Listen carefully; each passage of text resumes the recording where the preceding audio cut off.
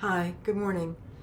I'm Patty Hodge, and I'm a retired nurse practitioner in psychiatry, doctor of nursing practice.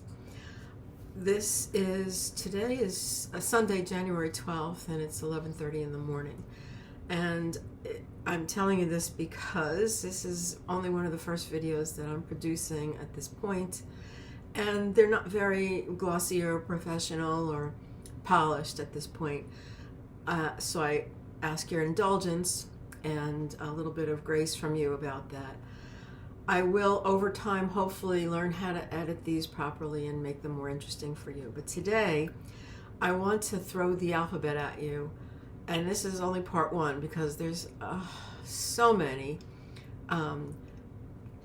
shortened versions of names of long issues and problems that show up in mental hygiene. And I want you to have some kind of basic vocabulary based to work from.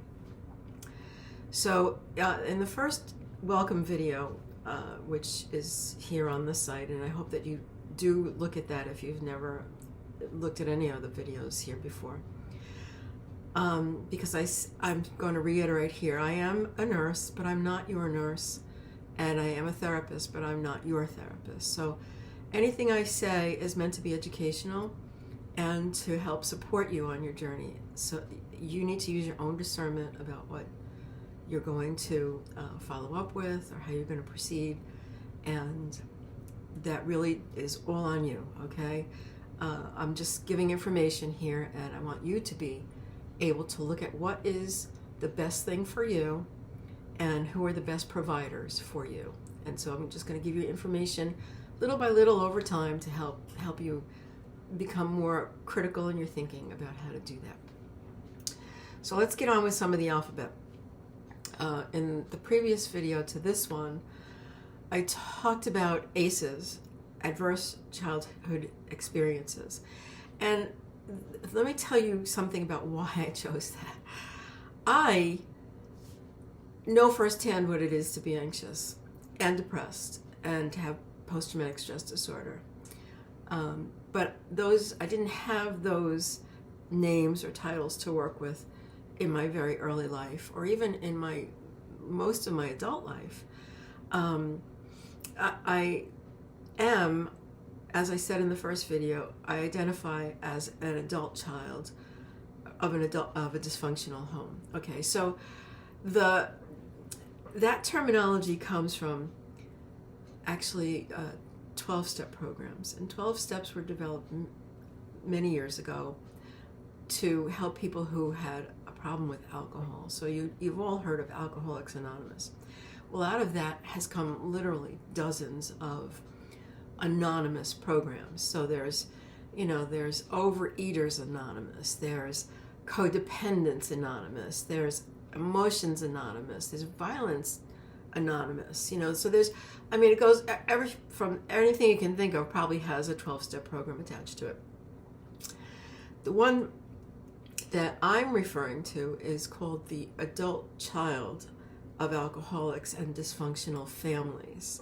That's ACOA. And that was an offshoot of the 12-step program AA, which was for Alateen, when teenagers were coming together to discuss what they were living with alcoholic parents. They wanted to have a place where what they were saying was anonymous and they could feel like they could share comfortably what was going on. And so out of Alateen came this adult child of alcoholics and dysfunctional families, because as they progressed in time looking at what was happening to people, there were some real similarities between people who had mental health problems in their families of origin and dysfunction that arose from that. And there was absolutely no alcohol use in the family. So there are, the point of this whole thing is that there are free programs available 24 hours a day online in most communities, usually in some kind of church or some community center will hold a 12-step meeting. And so that's one of the places where I learned a lot of support and terminology that I'm going to share with you here. Even though I'm late to the party at those meetings, I became a professional mental health practitioner in the early 1990s. And so my story I'll share in another video or several videos because it's a long story. But what I want you to know is there is treatment, there is support that does not cost anything to you. There is a way to contend with what's going on inside of you if you are dealing with any of those childhood ACEs. Okay, so that first ACEs video was just meant to introduce you to that term. Okay, so now let's look at some of the other alphabet soup that I'm going to start with today, and I will make other videos adding more as we go. The buzzword now in mental hygiene and mental health treatment is trauma-informed therapy. And so adult children of dysfunctional families, people who have experienced multiple ACEs, and people who have experienced other life events, soldiers, victims of domestic violence, those kind of people have been traumatized. And we all have had some kind of trauma. If we're alive and human, we've experienced trauma. The issue becomes trauma with a small t, trauma with a big T. Some traumas are more effectively harmful to our systems, our bodies, our minds, our emotions, our spirits. Some people let things roll off their back. So it all depends on where you are, what you need. Okay, that's highly subjective, highly individual, and that's why I want you, if you're listening to this, to become informed. That's really all this is. So another set of initials you should keep in mind while we're talking today. The first is the ACOA, which is help, okay? The other is, there's an organization that's been around a very long time called NAMI, and that's the National Alliance for the Mentally Ill. And I will tell you that there was mental illness in my family of origin. People were kind, but there was a lot of craziness in ways that people, even my family, do not quite admit or acknowledge or understand at this point. And so I'm going to tell you, it is a real thing to have trauma just from having a mentally ill parent or mental illness in the family system. Because as a child, you are powerless. And that powerlessness can create more problems later on, anxieties and insecurities and feelings of not being good enough or low self-worth or low self-esteem, however you want to use those words for your experience. And a whole host of other things that I can't even begin to touch today and keep this video within a reasonable amount of time. So I encourage you to, I'll put the link in for the NAMI main page. My story with NAMI is I was probably in my 20s, and I'm not sure how I got an interview with someone who was part of NAMI at the time. But I remember being in so much denial and so closed about my own personal life experience that when she said, well, you know, why don't you join this group? I absolutely was frozen and could not. And do I regret it? No, my journey, my path has been what it is. But I could have had more support very early on if I wasn't so frozen. And freeze is a trauma response, along with other things, okay? So you can fight, you can run, which is flight, you can freeze, you can fawn, which is another set of behaviors that I'll talk about in another more videos to go. Thank you for bearing with me. It's a lot of information. So, ACOA, NAMI, NAMI, understanding ACEs, and anxiety.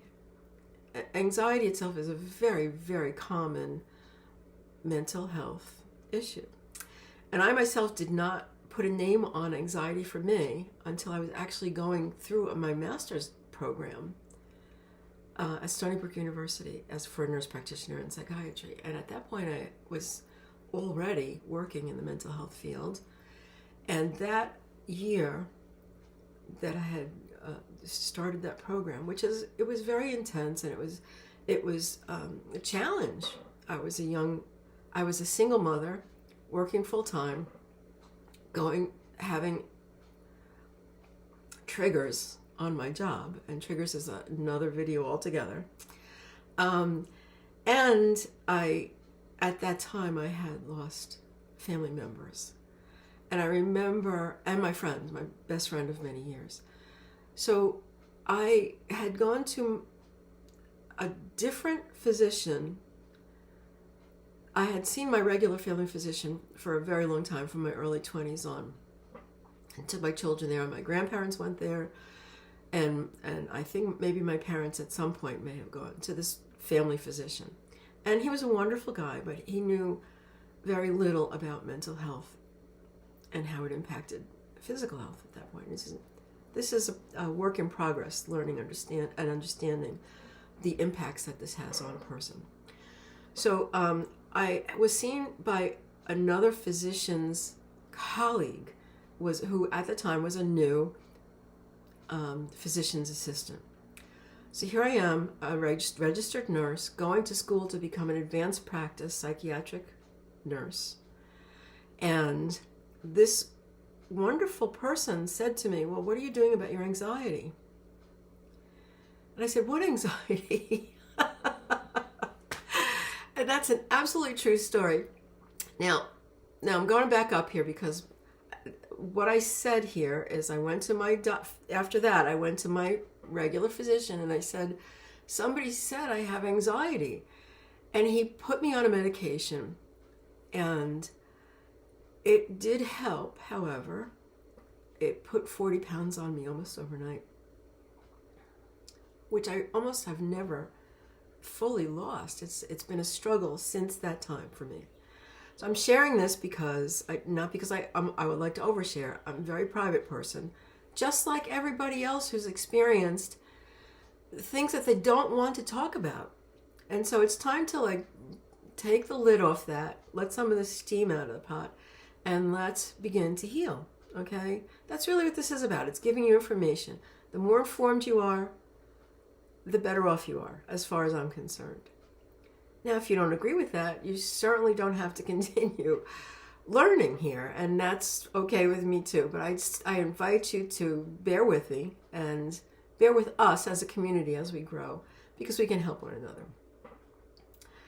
Okay, so getting back to anxiety, there's another whole set of initials that show up in mental hygiene, and some of them, a lot of these disorders have a big anxiety component. So of course, a post-traumatic stress disorder and post-PTSD-C, which is a complex form of post-traumatic stress disorder, OCD, which is obsessive compulsive disorder, ADD, which is attention deficit disorder, or attention deficit hyperactivity disorders, and even autism spectrum disorders. And that's not even exhaustive. That's just the start. That's your A's so far. The other thing I want you to understand is that the way that we choose to mediate those symptoms, again, is very highly subjective. And so there's a whole sea of things to wade through. I'm trying to be here for you to help you navigate those things, okay? I will talk in depth about more of those things as time goes on. The last set of initials I want to give you is NIH. Okay, that's the National Institutes of Health. I will put a link down below for this too. National Institute of Health is where you will go, where I go often, for responsible research. And that's a main repository if you're looking for evidence base for some of the things that you'll want to explore to alleviate your mental health discomforts, okay?